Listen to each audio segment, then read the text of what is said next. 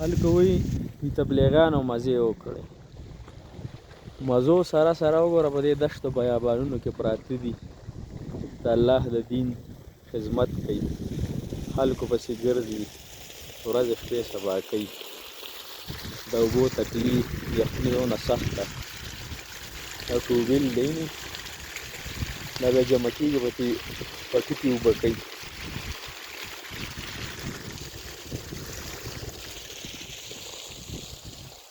بس تشه هغه دوه درې کورونه مخامخ، نور خیر خیریت دی.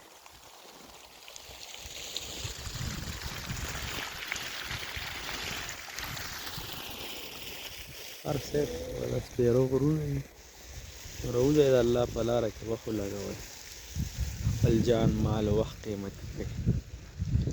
انشاءالله الله تعالی به ډېره ښه موقع راکړې ده، ارادې وکړئ، صحیح ده انشاءالله.